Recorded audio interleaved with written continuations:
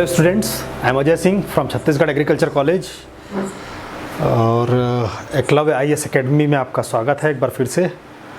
और today I am going to take new topic या soil science का extended part है वो कि भारत की जो मृदाएं हैं या भारत में किस किस टाइप की मिट्टियाँ जो हैं वो पाई जाती हैं, तो वो कौन कौन सी हैं और उसका डिस्क्रिप्शन, उसके कैरेक्टरिस्टिक्स क्या हैं, मतलब उसके प्रॉपर्टीज़ क्या हैं, और न्यूट्रिशनल जो स्टेटस है उसका, मतलब जो उसमें पोषक तत्वों का मान है वो किस तरह का है। क्योंकि मेजर हम यहाँ पे जो स्टडी कर रहे हैं एग्रीकल्चर में वो सॉइल का जो ग्रोइंग मीडिया की तरह अपन उसका उपयोग कर रहे हैं। तो ग्रोइंग मीडिया की तरह उपयोग करने में सबसे जो बेहतर क्वालिटी जो मानी जाती है वो उसमें पोषक तत्वों की मात्रा है। भाई जितना अच्छा पोषक तत्व होगा उतना ही अच्छा कल्टीवेशन आपका होगा और उतना ही आपका प्रोडक्शन दिखाई देगा। तो इस हिसाब से जो है कि उसमें क्या क्या चीज़ें हैं और क्या क्या चीज़ों की कमी है विभिन्न सॉइल में, इस चीज़ का अपन अध्ययन करेंगे।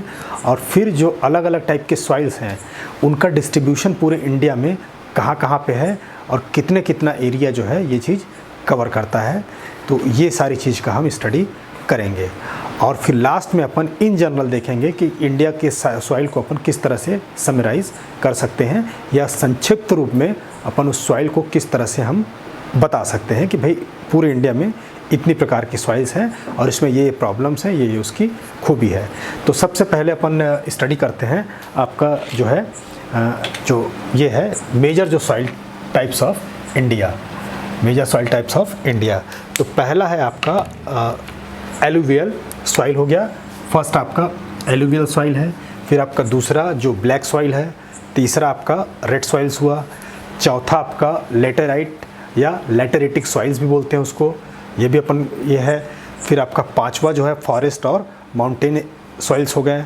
फिर आपका एरिड एंड डेजर्ट सॉइल्स हो गया जो कि वेस्टर्न पार्ट में इंडिया के पाया जाता है। फिर आपका सलाइन एंड अल्कलाइन सॉइल ये आपका हो गया जो कि आपका ये पाया जाता है। फिर पीटी एंड मार्सी सॉइल ये हो गया। तो इस तरह से देखा जाए तो आपका 3, 3, 6 और 2, 8 कैटेगरी में मेजर तौर पे इसको हमने डिवाइड किया है। अब सबसे पहले हम देखेंगे आपका एलुवियल सॉइल। एलुवियल सॉइल को हम जलोढ़ मृदा भी कहते हैं।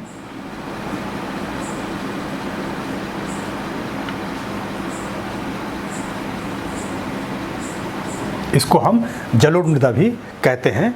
तो ये जो है ये बेहद ही इम्पॉर्टेंट क्लासिफिकेशन का एक वर्ग है। और जैसा कि आप देख रहे हो सबसे पहले जो इसका मान है, जो क्लासिफिकेशन हमने किया है उसमें सबसे पहले आपका एलुवियल सॉइल है। इसका मतलब ये समझिए कि इसका इम्पोर्टेंस भी बहुत ज़्यादा है। अब ये जो सॉइल है ये कहाँ कहाँ पाई जाती है और कैसे बनती है, तो मुख्य तौर पे जो अपने यहाँ जो नदियों का जो सिस्टम है, रिवर का जो सिस्टम है, जो कि मुख्य रूप से जो नॉर्थ में जो उत्तर के एरिया में जो रिवर का सिस्टम है, जो इंडस सिस्टम हो गया आपका,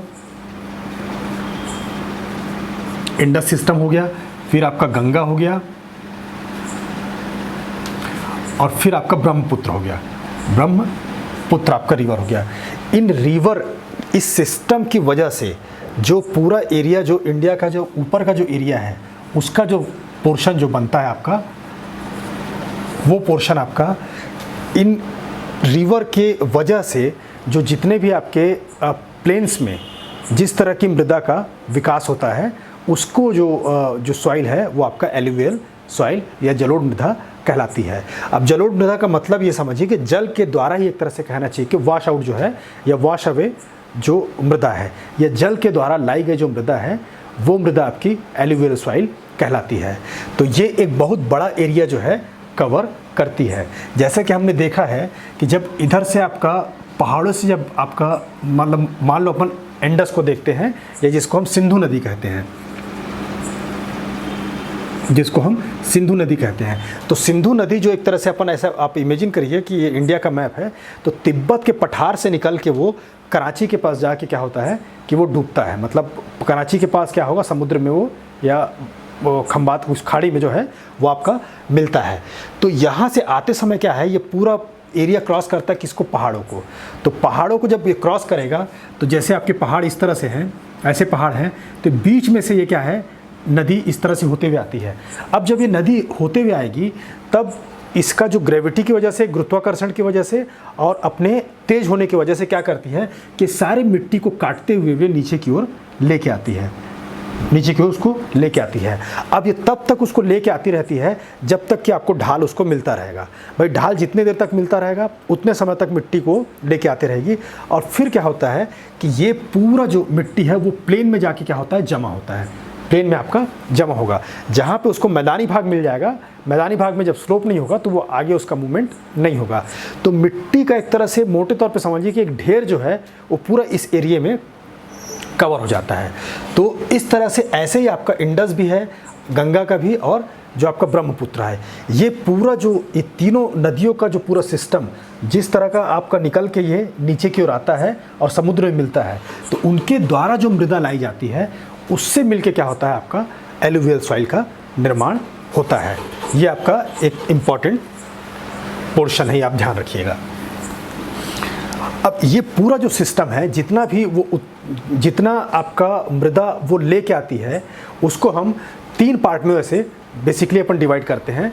तो पहला पार्ट जो कहलाता है वो आपका भाभर कहलाता है, और दूसरा पार्ट आपका जो तराई वाला एरिया हो गया, और तीसरा जो होता है वो एलुवियल सिस्टम होता है। तीसरा जो नीचे का एरिया होता है वो आपका एलुवियल सिस्टम होता है। तो इसी को अपन क्या कहते हैं, एलुवियल सॉइल कहते हैं। तो alluvial soil are formed mainly due to silt deposits. Silt मतलब आपका वो जो सिल्ट आपका वही जितना जो चट्टान जो है वो आपके डिकम्पोज होने के बाद और उसमें विदरिंग होने के बाद जब वो धीरे धीरे वो नीचे की ओर आते हैं, उसी को अपन सिल्ट कर रहे हैं। तो सिल्ट डिपॉजिट बाई इंडो आपका इंडस वैली उससे हो गया, सिंधु नदी से हो गया, गैंगेटिक मतलब आपका गंगा हो गया, और इधर आपका ब्रह्मपुत्र रिवर। मतलब ये पूरे सिस्टम के द्वारा, इस रिवर के सिस्टम के द्वारा जो मृदा लाई जाती है, जो सिल्ट आपका डिपॉजिट किया जाता है, वो आपका क्या कहलाता है, एलुवियल सॉइल कहलाता है। अब इसका जो पेरेंट मटेरियल क्या है, पेरेंट मटेरियल मतलब कहाँ से ये बन के आता है, तो इसका जो पेरेंट मटेरियल है आपका रॉक्स ऑफ द हिमालयाज। जो ये हिमालय से नदी उतर के आती है तो वहाँ के जो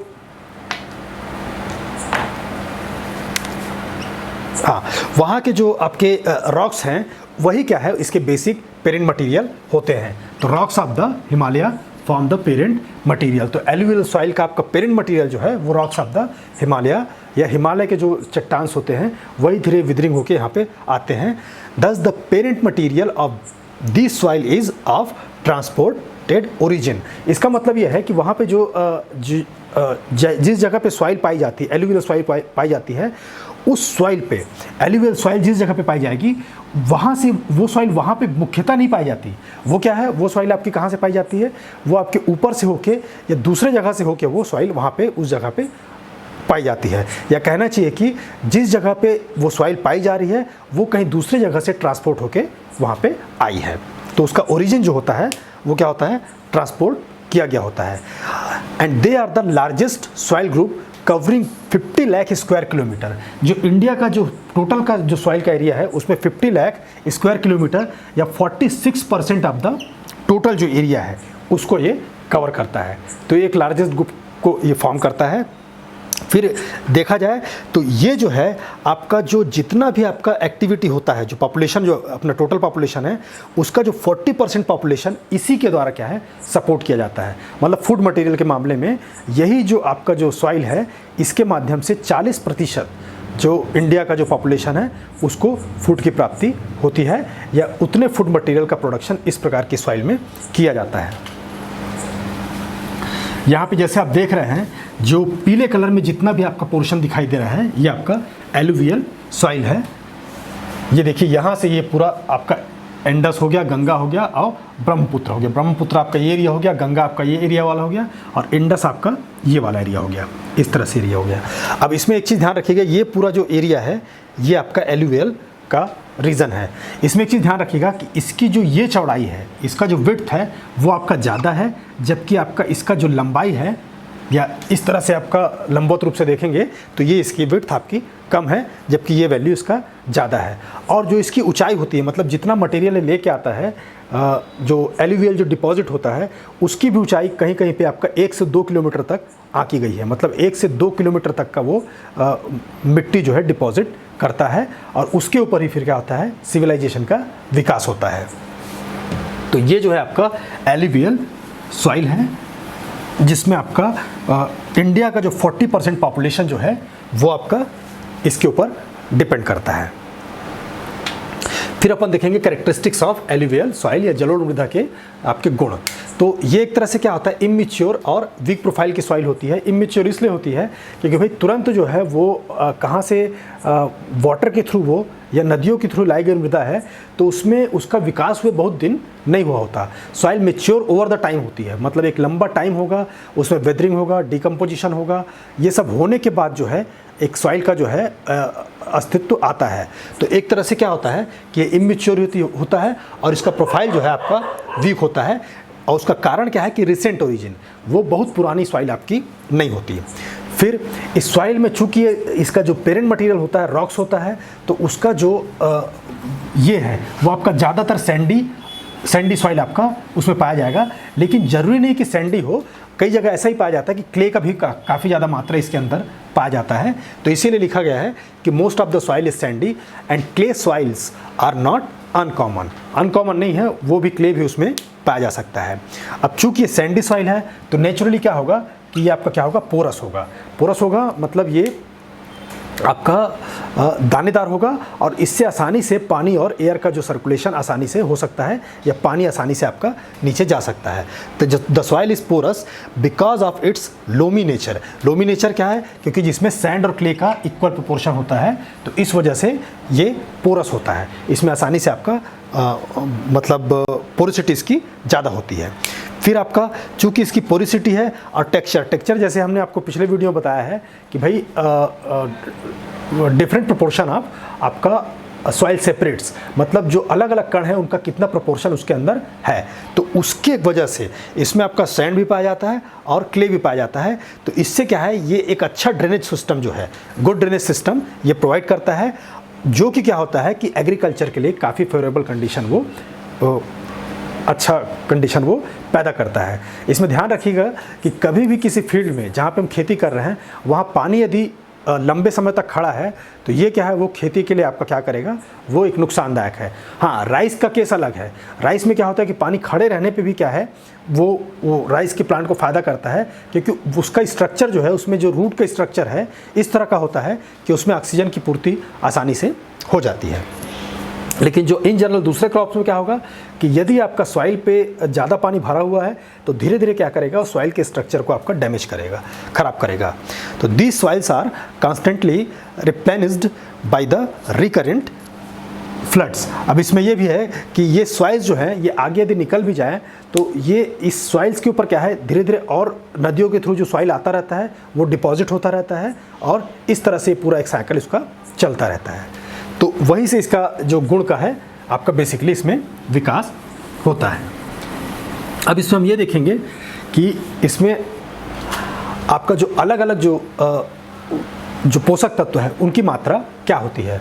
तो इसमें नाइट्रोजन का जो पोर्शन है आपका लो पाया जाएगा, वो जनरली आपका लो होगा। उसका कारण ये है कि ये चूँकि वाटर के माध्यम से ही आता है और तो लीचिंग की संभावना जो है नाइट्रोजन की आपकी ज़्यादा होती है। तो ऐसे कि इसमें इस टाइप के सॉइल में आपको नाइट्रोजन अलग से प्रोवाइड करना पड़ेगा या नाइट्रोजन की मात्रा आपकी लो होती है।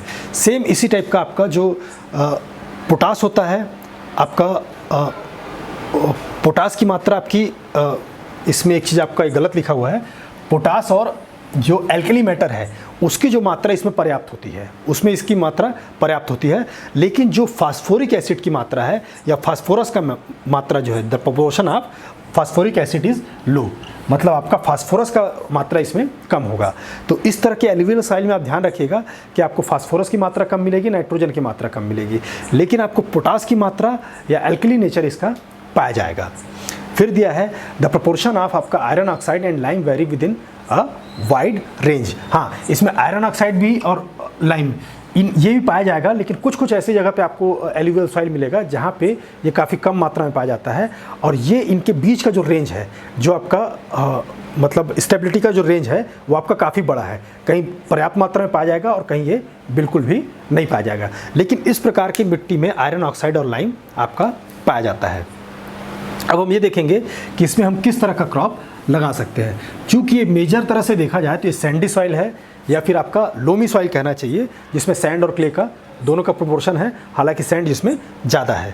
तो इसमें आप राइस हमेशा हम लगा सकते हैं, वीट लगा सकते हैं, शुगर कैन लगा सकते हैं, टोबैको लगा सकते हैं, कॉटन हो गया, जूट हो गया, मेज, ऑयल सीड, वेजिटेबल्स और फ्रूट्स क्रॉप्स, ये सारी क्रॉप इसमें हम आसानी से लगा सकते हैं। तो ये जो क्रॉप है आपका, हाँ, इसमें ऐसी क्रॉप जिसका वेजिटेशन आपका बहुत ज़्यादा होता है, जैसे आपका हरी खाद वगैरह हो गया, तो उसको लगाने में थोड़ी समस्या है, लेकिन उसको भी आसानी से लगाया जा सकता है यदि पानी की अधिकता उस जगह पे है या इरिगेशन की फैसिलिटी हमारे पास अवेलेबल है। यहाँ पे ध्यान रखिएगा कि सॉइल फर्टाइल होता है और इसमें सभी तरह के हम क्रॉप लगा सकते हैं, लेकिन ये डिपेंड करता है कि वहाँ की पानी की जो उपलब्धता है वो प्रॉपर है कि नहीं है। यदि पानी आपकी उपलब्ध नहीं है तो उस केस में हम उस क्रॉप को सक्सेसफुली हम ग्रो नहीं कर पाएंगे, क्योंकि यहाँ का जो सॉइल है वो आपका सैंडी सॉइल है और इसमें जो पानी जो है, बरसात का पानी बहुत समय तक रुकने वाला नहीं है, वो आपका धीरे धीरे क्या होता है, नीचे की ओर चला जाता है। फिर आपका दूसरा आता है आपका ब्लैक सॉइल, जिसको हम काली मृदा कहते हैं, इसमें ध्यान रखिएगा कि काली मृदा में सबसे अच्छा जो क्रॉप होता है वो आपका कपास है। तो इसको ब्लैक एंड वाइट से ध्यान रखिएगा कि भाई काली मृदा आपका ब्लैक होता है और कपास का जो फूल होता है, रुई जो होता है, वो आपका वाइट कलर होता है। तो ये आपका काली मृदा जो है, काली मृदा बेसिकली इसका जो पेरेंट मटेरियल है वो आपका वोल्केनिक जो रॉक्स होते हैं वो आपके इसके वो है, मतलब आपके पेरेंट मटेरियल है। तो ज़्यादातर आपके जो ब्लैक सॉइल जो पाए जाएंगे, आपका दक्कन प्लेटू या दक्कन का जो पठार है, दक्षिण का जो पठार पाया जाएगा, उसमें आपके क्या है, वोल्केनिक रॉक जो है वहाँ से ये क्या हुई है, आपका ओरिजिनेट हुई है, उस जगह से पैदा हुई है। और इसी वजह से क्या है, इसका जो आपका कलर जो है ये आपका ब्लैक होता है, क्योंकि इसके जो पेरेंट मटेरियल का जो कलर जो होता है उसका कलर क्या है, डार्क कलर का होता है। इसी प्रकार आगे अभी बढ़ेंगे तो तमिलनाडु में दो टाइप के जो इसके पेरेंट मटेरियल पाए जाते हैं, नाइसस और सिस्ट। ये ध्यान रखिएगा कि नाइसस और सिस्ट जो है ये तमिलनाडु में जो है ये पाए जाने वाले इसके ये हैं, और ये पेरेंट मटेरियल होते हैं किसके, ब्लैक सॉइल के। द फॉर्मर दो नाइसस जो होता है ये आपका डीप ब्लैक होता है, मतलब ये काफ़ी गहरा होता है, जबकि दूसरा जो है सिस जो है वो आपका शैलो होता है, ये आपकी उथला होता है, मतलब ये आपका डीप होगा और ये आपका उथला हुआ होगा। सिस जो है आपका उथला रहेगा, जबकि नाइसस आपका डीप होगा। फिर ये जो है ये उस एरिए को रिप्रेजेंट करते हैं या उस एरिया में पाए जाते हैं जहाँ कि आपका लो रेनफॉल होगा और टेम्परेचर आपका हाई पाया जाएगा, जैसे कि साउथ के एरिया में हम देखते हैं, या दक्षिण में ही अपन इस चीज़ को देखते हैं। अभी आपको मैप दिखाऊंगा तो उसमें आपको समझ में आएगा कि ब्लैक सॉइल किस किस एरिया में पाया जाता है। मतलब पूरी तरह से दक्षिण में भी नहीं कहना चाहिए, दक्षिण के थोड़ा सा ऊपर जो है, मतलब मध्य भारत से लेके दक्षिण भारत के बीच का जो पठारी वाला एरिया है उस एरिया में आपका ब्लैक सॉइल बेसिकली पाया जाता है। तो इस प्रकार का जो सॉइल ग्रुप जो है वो आपका ड्राई होता है और हॉट रीजन को आपका प्रेजेंट करता है। मतलब ये जितना भी प्रायद्वीप है अपने यहाँ का, उसमें क्या है, आपका ड्राई और हॉट रीजन को क्या करता है, रिप्रेजेंट करता है। कैरेक्टरिस्टिक्स ऑफ ब्लैक सॉइल, इसका जो कलर जो होता है, ब्लैक सॉइल हम कहते हैं, तो ब्लैक सॉइल का मतलब ये है कि ये काला इसका रंग होता है, गहरा रंग होता है। तो उसका कारण ये है कि एक तो पहली बात तो क्या, इसका जो पेरेंट मटेरियल है वो उसका कलर जो है डार्क होता है, और दूसरा जो है आयरन का जो प्रेजेंस है वो इसमें ज़्यादा होता है। तो ये दो होने की वजह से, दो चीज़ों की वजह से इसका कलर क्या होता है, आपका ब्लैक आपका आ जाता है। जैसे आपने the black colour is due to the presence of small proportion of titaniferous magnetite. Titaniferous magnetite जो है वो आयरन जिस फॉर्म में पाया जाता है मिट्टी में, उसको अपन क्या कहते हैं, टाइटेनिफेरस आपका मैग्नेटाइट, या फिर जिसको सिंपल लैंग्वेज अपन आयरन भी बोल सकते हैं। और iron and black constituents of the parent rock, जो पेरेंट रॉक होता है उसका जो काला, उसका भी जो मतलब जो अवयव होता है वो आपका डीप कलर का होता है या डार्क कलर का होता है। तो इन दोनों के इफेक्ट में क्या है, ब्लैक सॉइल आपका दिखाई देता है। ये एरिया जो है आपका तमिलनाडु हो गया, आंध्र प्रदेश का एरिया हो गया, ये आपका बेसिकली, हाँ, इसमें भी आपका जो तमिलनाडु और आंध्र प्रदेश का जो में ब्लैक सॉइल पाया जाता है, तो उसमें क्या है, आपका थोड़ा सा एक डिफरेंट जो कैरेक्टरिस्टिक्स वहाँ के लोकल पेरेंट मटेरियल की वजह से और आ जाता है, जो कि आपका क्रिस्टलाइन सिस्ट हुआ और आपका बेसिक नाइसिस हुआ। जैसे नाइसिस को अब बताया था, तो सिस्ट और नाइसिस वहाँ के वहाँ उस पर्टिकुलर एरिया का जो है इंग्रेडिएंट है, वहाँ के पर्टिकुलर एरिया का पेरेंट मटेरियल है जो कि इसमें मिक्स होता है। और ये कहाँ पाया जाएगा? बेसिकली आपका तमिलनाडु और आंध्र प्रदेश में, जिसमें कि आपका नाइसिस क्या होगा? नाइसिस आपका गहरा मृदा होगा और आपका जो सिस्ट है आपका वो शैलो मृदा होगा। फिर इसी में आपका ब्लैक सॉइल में ही आपको कई उसमें सेट दिखाई देंगे, मतलब इसके भी कई वर्ग आपको दिखाई देंगे, जिसमें कुछ आपका डीप ब्लैक होगा, डीप ब्लैक मतलब आपका डार्क ब्लैक हो गया, कुछ आपका मीडियम ब्लैक होगा, कुछ आपका हल्का ब्लैक होगा, आपका शैलो ब्लैक हो गया, और कुछ होगा आपका रेड और ब्लैक का मिक्सचर होगा। तो इतने टाइप के कैरेक्टरिस्टिक्स में पाए जा सकते हैं, इतने टाइप के मतलब अलग अलग वर्ग पाए जा सकते हैं, और जिसको सब कंबाइंड रूप से अपन इन जनरल जो है ब्लैक सॉइल का हम नाम देते हैं। और इसमें जो गुण पाए जाएंगे इन सारे गुण में, तो इन्हीं सब यही सब गुण पाए जाएंगे, बस इनका जो लेवल है वो आपका क्या हो जाएगा? वो आपका अलग अलग हो जाएगा। लेवल आपके उसके क्लास के हिसाब से चेंज होते जाएंगे। फिर इसमें एक चीज़ और होता है कि आपका ब्लैक सॉइल जो होता है, जो अपलैंड का जो ब्लैक सॉइल होता है, वो उसकी फर्टिलिटी क्या होती है? वो आपकी लो होती है। तो सिंपल सी बात है कि जब वाटर जो है, या वाटर जब आपका वहाँ से अपलैंड एरिया से क्या है वाटर लोलैंड में होके जाता है, तो साथ में ऊपर की मृदा को उठा के वो लेके जाता है, और ऊपर की मृदा जो है वो सबसे ज़्यादा फर्टाइल होती है। तो जब ऊपर की मृदा जो है वो आपका वहाँ से हट गया तो उसकी फर्टिलिटी कम हो जाएगी, और वो मृदा जहाँ जिसमें आपका उपजाऊपन था वो कहाँ चला गया? नीचे चला गया, तो उसका जो उपजाऊपन है आपका वो ज़्यादा रहेगा। तो ब्लैक सॉइल के अंतर्गत भी देखा जाए तो अपलैंड में क्या होता है? आपकी उसकी फर्टिलिटी लेवल क्या होती है? लो होती है, जबकि जो वैली में होगी उसकी फर्टिलिटी लेवल क्या होगी? आपकी ज़्यादा होगी, या वो आपका वेरी फर्टाइल होगा। मतलब वो जो जहाँ से बह के जाएगा, जहाँ वैल्यू से होकर जाएगा, उस एरिया में ज़्यादा आपकी फर्टिलिटी पाई जाएगी। अब एक इसमें एक बेहद इंपॉर्टेंट कैरेक्टरिस्टिक्स होता है जो कि आपका सैंडी सॉइल में नहीं पाया जाता, या सैंडी सॉइल के ये जस्ट कहना चाहिए कि एक तरह से क्या है, ये अपोजिट पाया जाता है। सैंडी सॉइल में क्या है कि सैंडी सॉइल में क्या है, आपका वाटर रिटेंशन कैपेसिटी आपकी बहुत कम होती है, या वाटर को रिटेन करने की कैपेसिटी आपकी नहीं पाई जाती है। जबकि ब्लैक सॉइल में क्या पाया जाता है कि मॉइस्चर को मतलब रिटेन करने की कैपेसिटी बहुत अधिक पाई जाती है। मतलब एक बार उसमें क्या है वाटर आपने दिया या इरिगेशन दिया, तो एक लंबे समय तक क्या है कि वाटर उसमें बना हुआ रहेगा और वो पौधों को उपलब्ध रहेगा। जबकि सैंडी सॉइल में इसका जस्ट अपोजिट है, आपने इरिगेशन दिया तो वो थोड़े समय के लिए क्या है पौधे को मिलेगा, बाकी एक टाइम बीत जाने के बाद वो पौधों को उपलब्ध नहीं होता है। तो इसमें एक बेहद ही अच्छा कैरेक्टरिस्टिक्स पाया जाता है जो कि एग्रीकल्चर के हिसाब से काफ़ी इंपॉर्टेंट है, कि water retention capacity of the black soil is much more than Sandy soil. It swells greatly on accumulating moisture। हाँ, इसमें क्या है, इसका कैरेक्टरिस्टिक्स ऐसा होता है कि जब इसको मॉइस्चर मिलता है तो ये क्या है, फूलता है, ये काफ़ी तेज़ी से क्या है, फूलता है, और फूल कर एक मतलब ज़्यादा बड़ा शेप लेता है। लेकिन यही क्या होगा, जब ये क्या होता है कि जब मतलब आपका जब वाटर आपका इवेपोरेट हो जाता है, या गर्मी का सीज़न आएगा, टेम्परेचर ज़्यादा होगा, तो जब वाटर आपका निकलता है तब ये अपनी जगह पे क्या होता है, वापस नहीं जा पाता है। चूँकि मृदा है तो वाटर तो निकल जाने पे क्या होता है, फिर अपने आप क्या है इसमें फट जाएगा, ये धीरे धीरे फटने लगता है। तो इसी वजह से आपने कभी भी देखा होगा कि सैंडी सॉइल में आपने कभी भी क्रैक्स नहीं देखे होंगे, लेकिन ब्लैक सॉइल में आपने हमेशा ही क्रैक्स देखा होगा कि जब आपका गर्मी का सीज़न आएगा तो उसमें ऑटोमेटिक क्या है आपका क्रैक दिखाई देगा। तो it swells greatly on accumulating moisture. जब मॉइस्चर इसको मिलता है तो ये क्या होता है, काफ़ी ज़्यादा ये फैल जाता है।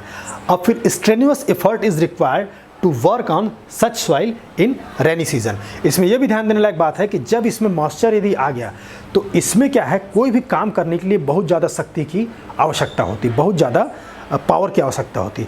उसका कारण यह है कि वाटर मिलने के कारण ये सॉइल के जो आपका कैपिलरी में जाके पूरा क्या है वाटर इसमें अंदर पूरा समा जाता है।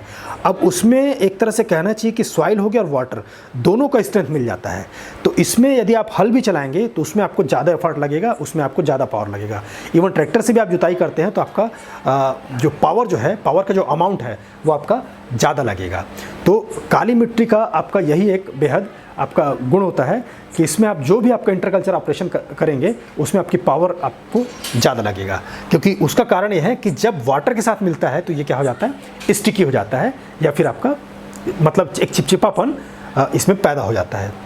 जबकि इसके अपोजिट समर में क्या होगा, जब मॉइस्चर इवापोरेट होता है तो सॉइल क्या करता है, श्रिंक करता है। सॉइल श्रिंक करता है, या एक तरह से कहना चाहिए कि इसमें से श्रिंक भी नहीं करना चाहिए कि मतलब जब वाटर निकलता है तो वो थोड़ा सा श्रिंक होकर लेकिन पहले जैसी स्थिति में पूरी तरह से वापस वो नहीं जा पाता। इसी वजह से क्या होता है कि फिर वो सॉइल में आपको क्रैक्स आपके दिखाई देंगे। तो evaporate the soil shrinks and is seamed with broad and deep crack. तो आपको ब्रॉड और डीप इसमें क्रैक आपको दिखाई देगा। द लोअर इसमें लोअर लेयर जो है वो अपर के लेयर में पानी आपका उड़ जाएगा। हाँ, हो सकता है कि लोअर जो लेयर है, जो अंदर का लेयर है, उसमें आपका पानी हो, लेकिन यदि लंबा टाइम है तो वहाँ से भी पानी धीरे धीरे क्या होने लगता है, इवेपोरेट होने लगता है। तो जनरली ऊपर के लेयर का पानी सूख जाने पर क्या है, आपको ऊपर आपको क्रैक दिखाई देगा। लेकिन इसका ये मतलब नहीं कि आपके सॉइल में पूरी तरह से पानी की कमी है, अंदर हो सकता है पानी आपको वहाँ पे होगा। The lower layer can still retain moisture. The cracks permit oxygenation of the soil to sufficient depth and the soil has extraordinary fertility. अब इसमें यही फ़ायदा होता है कि जब आपका ये चीज़ क्रैक होता है तो वाटर के निकलने से और क्रैक बनने से जो एयर का जो संचार है वो आपका बहुत अच्छे से होता है, या सॉइल के अंदर जो ऑक्सीजन का प्रेजेंस जो है वो आपका बढ़ जाता है। तो ये भी एक ब्लैक सॉइल की एक खूबी होती है, और इसी वजह से इन्हीं सभी गुणों के कारण क्या होता है कि ब्लैक सॉइल को क्या है, कल्टीवेशन के लिए बेहद अच्छा माना जाता है। फिर इसमें जो केमिकल जो कंपोजिशन होता है ब्लैक सॉइल में चूँकि वोल्केनिक रॉक जो है इसका पेरेंट मटेरियल है, तो इसमें कई तरह के खनिज आपको मिलेंगे बनिस्बत कि आपका सैंडी सॉइल में। जैसे एलुवियल सॉइल में कहा था, तो एलुवियल सॉइल में आपका उतना वेरिएशन नहीं मिलेगा जितना आपको यहाँ पे मिलेगा। इसमें 10% आपका एल्यूमिनियम मिलेगा, मतलब एल्यूमिनियम इसमें आपको मिलेगा। फिर आपका 9 से 10% आपका आयरन ऑक्साइड मिलेगा, मतलब आयरन की मात्रा भी इसमें मिलेगी। फिर आपका 6 से 8% आपका लाइम या फिर कैल्शियम जो की मात्रा है वो भी आपको मिलेगी, और मैग्नीशियम की मात्रा भी इसमें मिलेगी, मतलब कैल्शियम कार्बोनेट भी होगा और मैग्नीशियम कार्बोनेट भी इसमें होगा। पोटाश जो होता है वो आपका अलग अलग जगह पे अलग अलग डिपेंड करता है, कहीं पे हो सकता है ज़्यादा मात्रा में हो, कहीं आपका कम मात्रा में हो, लेकिन आपका हमेशा आपका 0.5% से आपका कम मात्रा में पाया जाएगा। फिर आपका फास्फोरस और नाइट्रोजन और ह्यूमस, ये आपके ब्लैक सॉइल में आपके कम पाए जाते हैं। आपने कभी भी ब्लैक सॉइल को देखा होगा तो उसमें जो ह्यूमस की मात्रा होती है, कार्बनिक पदार्थों की मात्रा आपको ज़्यादा नहीं मिलेगी, क्योंकि उसका डीकम्पोजिशन वहाँ पे तेज़ी से हो जाता है, तो आपको वहाँ पे वो चीज़ ज़्यादा आपको नहीं दिखाई देगा। तो ये जो है इसके केमिकल जो हैं कॉन्स्टिट्यूएंट्स हैं या रासायनिक जो अवयव हैं, वो बेसिकली इसमें सभी तरह के अवयव आपको दिखाई दे रहे हैं। फिर आपका इसका डिस्ट्रीब्यूशन हो गया। इसका डिस्ट्रीब्यूशन पूरे इंडिया में आपका 46 लाख स्क्वायर किलोमीटर में, या 16.6% जो है आपका टोटल जो एरिया है वो इसको कवर करता है। ये इतने एरिया में ये क्या होते हैं कि आपके फैले हुए हैं, और ये जो है आपके महाराष्ट्र में हो गया, मध्य प्रदेश में हुआ, कर्नाटका का पार्ट हुआ, तेलंगाना हुआ, आंध्र प्रदेश हुआ, गुजरात और तमिलनाडु में आपके इसका डिस्ट्रीब्यूशन पाया जाता है। जैसे यहाँ पे आप देख रहे हैं, ये जो एरिया है आपका, ये पूरा मैंने आपको बताया कि दक्कन जो प्लेटू जो है वो आपका ये एरिया है, जो कि काला सॉइल जो है यहाँ पे पाया जाता है। और ये एरिया है गुजरात का, ये वाला एरिया, ये जो है उठा एरिया है, तो इस एरिया पे आपका क्या है, काला सॉइल बेसिकली यहाँ पे पाया जाता है। और इसीलिए देखिएगा इस एरिया में जो है आपका कपास का जो खेती है वो आपका बेहद अच्छे से होता है, क्योंकि काले सॉइल में आपका कपास का जो कल्टीवेशन है वो बेहद अच्छा माना जाता है। फिर आपका कौन कौन सा अपन क्रॉप लगा सकते हैं, तो इसमें सबसे इंपॉर्टेंट है आपका, जैसे these soils are best suited for cotton crop. इसमें ये तो आपका एग्जाम के हिसाब से बेहद इंपॉर्टेंट क्वेश्चन है कि कॉटन की क्रॉप जो है जिसका सबसे अच्छा ग्रोथ आपका ब्लैक सॉइल में ही होता है, या ब्लैक सॉइल को अपन रेगूर सॉइल भी कहते हैं। Hence this soils are called as regur and black cotton soil, या ब्लैक कॉटन सॉइल केवल कॉटन की वजह से इसका नाम ऐसा पड़ा हुआ है। Other major crop grown on the black soil include, फिर इसके अलावा हम चूँकि फर्टाइल सॉइल है, हम वीट भी ग्रो कर सकते हैं, ज्वार भी ग्रो कर सकते हैं, लिनसीड आपका अलसी ग्रो कर सकते हैं, वर्जीनिया टोबैको जो है उसकी क्रॉप जो है इसके अंदर बहुत अच्छे से होता है, आपका कैस्टर हो गया, अलसी अच्छे से होता है, सनफ्लावर आपका सूर्यमुखी हो गया। अब इसके बाद जो तीसरा जो सॉइल है वो आपका रेड सॉइल है, या फिर जिसको हम कहते हैं आपका लाल मृदा, मतलब जिसके मृदा का कलर आपका रेड कलर का होता है, उसको हम लाल मृदा के इसमें वर्गीकरण में अपन इसको डालते हैं। Red soils along with its minor group form the largest soil groups of India. मतलब रेड सॉइल के अंदर जितने भी और आपका और क्लासिफिकेशन जो है, जो माइनर जो आपका क्लासिफिकेशन है, उन सबको यदि मिलाएं तो ये सबसे बड़ा सॉइल ग्रुप इंडिया का कहलाता है। ये सबसे बड़ा ये कहलाता है। और इसका जो मेन पेरेंट मटेरियल जो है या पेरेंट जो रॉक है वो आपका क्रिस्टलाइन या क्रिस्टल या और मेटामॉर्फिक जो रॉक्स हैं, ये दो रॉक जो हैं वो बेसिकली इसके क्या है, पेरेंट मटेरियल है। और इन्हीं इसकी वजह से क्या होता है कि इसमें एसिड जो है ग्रेनाइट या फिर नाइसस क्वार्ट्ज के कारण ये इस तरह के गुण आपके आते हैं। जो एसिडिटी जो है वो इसमें एसिड ग्रेनाइट की वजह से ही आपकी क्रिएट होती है। तो क्रिस्टलाइन और मेटामॉर्फिक रॉक्स जो इसके बेसिकली पेरेंट मटेरियल हैं, जिसके एग्जांपल आप देख रहे हैं, आपका एसिड ग्रेनाइट्स हो गया, नाइसिस हो गया और क्वार्टाइज्ड हो गया। और इसी की वजह से इसमें क्या है, एसिडिटी का नेचर जो है वो आपको दिखाई देता है। जैसे लाल मृदा का आप यहाँ पे देख रहे हैं कि जो रेड सॉइल है, यहाँ पे सबसे बड़ा जो ग्रुप है वो आपका क्या है, रेड सॉइल का ही है। जो मेजर जो सॉइल जो आपका ग्रुप जो है इंडिया का जो है वो आपका रेड सॉइल का ही दिखाई दे रहा है। फिर हम देखेंगे कि आपका कैरेक्टरिस्टिक्स जो है वो आपका रेड सॉइल का क्या क्या है। अब इसका जो टेक्सचर होता है इस सॉइल का, ये सैंड से लेके क्ले के बीच में आपका वेरी करता है। मतलब सैंड का कुछ प्रोपोर्शन होगा और क्ले का कुछ प्रोपोर्शन होगा। तो जिसमें अपन अच्छे से जानते हैं कि भाई जिसमें सैंड और क्ले दोनों का मिक्सचर होता है तो उसको हम लोम मृदा के रूप में कहते हैं। तो बेसिकली जो है इसका जो टेक्सचर जो पाया जाता है वो आपका लोम होता है। तो देखिए जैसे यहाँ कहा गया है, the texture of this soil can vary from sand to clay and the majority of being अब क्या है, लोम है इसमें। फिर इसके अलावा कि इसमें भी आपका क्या है कि जो अपलैंड्स में जो रेड सॉइल्स पाए जाएंगे उसकी जो फर्टिलिटी लेवल है वो आपकी पुअर होगी, या मृदा का जो उर्वरता का स्तर होगा वो आपका कम होगा या आपका निम्न होगा। जबकि इसके अलावा क्या होगा कि जो लोअर एरिया का जो होगा उसमें क्या होगा, उसका जो उर्वरता का लेवल क्या होगा, आपका रिच होगा और ज़्यादा फर्टाइल होगा, वो ज़्यादा उर्वर हो गया, पोषक तत्व की मात्रा उसमें ज़्यादा पाई जाएगी। तो on the upland the red soil are poor, हाँ ग्रेवल्स भी उसमें ज़्यादा पाए जाएंगे और पोरस होगा। भाई सिंपल सी बात है, यदि अपलैंड में पाया जा रहा है तो पोरोसिटी जो है उसकी ज़्यादा पाई जाएगी, क्योंकि ग्रेवल्स हैं और वो ऊपर पाया जा रहा है तो पोरोसिटी उसकी क्या होगी, ज़्यादा होगी। जबकि वही अपन लोअर एरिया में जाएँ तो वहाँ का नीचे का सॉइल आपका रिच होगा, आपका डीप होगा और डार्क कलर का होगा और फर्टाइल होगा, वो उसकी अपेक्षा आपका डार्क कलर का दिखाई देगा। फिर आपका केमिकल जो है कंपोजिशन ऑफ रेड सॉइल, ये जो रेड सॉइल होता है ये आपका बेसिकली आपका एसिडिक नेचर का होता है। जैसे मैंने आपको मेटामॉर्फिक रॉक का बताया था और एसिड ग्रेनाइट का बताया था, तो उसकी वजह से क्या है, ये आपका एसिडिक नेचर का होता है। अम्ली जो पन जो है वो रेड सॉइल का ही मेन कैरेक्टरिस्टिक्स है। और इसका मेन कारण होता है आपका कि उसका पेरेंट रॉक जो है वो जिस तरह का होगा उसी प्रकार का इस सॉइल का भी निर्माण हुआ होता है। The alkali content is fair, हाँ अल्कली कंटेंट इसमें आपका कम होगा। भाई सिंपल सी बात है कि जब ये बेसिक पूरे मुख्य तौर पे क्या है, ये एसिडिक है तो अल्कली कंटेंट इसमें कम ही होगा या नॉर्मल होगा। लाइम इसमें आपका कैल्शियम का मात्रा आपका कम होगा, मैग्नीशिया भी कम होगा, फास्फोरस की मात्रा भी आप इसकी कम पाई जाएगी, नाइट्रोजन और ह्यूमस भी इसमें आपका कम पाया जाएगा या पुअर इसमें पाए जाएंगे।